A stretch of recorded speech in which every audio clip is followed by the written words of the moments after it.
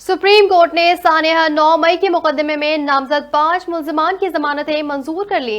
दौरान समाअत जस्टिस जमाल मंदुखील ने कहा, हुकूमत और रियासत अवाम के लिए माँ बाप की अहमियत रखते हैं। बच्चों को माँ बाप 2 थप्पड़ मार भी दें तो बाद में मना लेते हैं, कत्ल नहीं करते। सबको बंद कर देना मसले का हल नहीं, असल दहशतगर्दों को पकड़ते नहीं, रैली वालों के पीछे लगे हुए हैं। क्या हुकूमत के खिलाफ टायर जलाना बहुत बड़ा जुर्म है?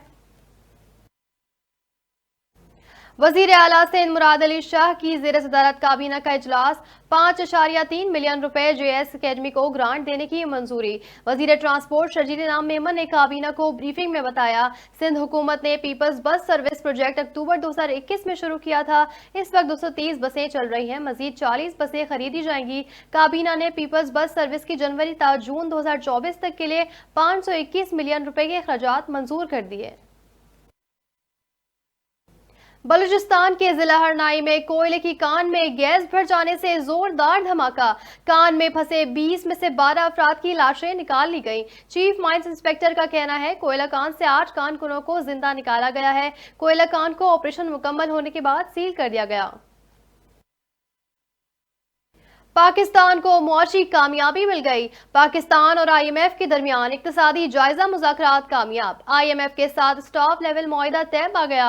एलामिया के मुताबिक पाकिस्तान को आईएमएफ एग्जीक्यूटिव बोर्ड की मंजूरी से आइंदा माह 1.1 अरब डॉलर की किस्त मिलेगी। आखिरी किस्त मिलते ही 3 अरब डॉलर का स्टैंड बाई अरेंजमेंट खत्म हो जाएगा।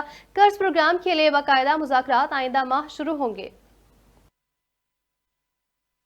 और army chief general Syed Asim Munir की सऊदी वली अहद शहजादा मोहम्मद बिन सलमान से मुलाकात। सिपा सलार की सऊदी वजीर दिफा, Saudi chief of general staff और नायब वजीर दिफा से भी मुलाकात। इलाकाई अमन सलामती और 2 तरफा दिफाई उमूर पर तबादला ख्याल, सिक्योरिटी ताउन समेत दिलचस्पी के वसीतर उमूर पर भी गुफ्तगू।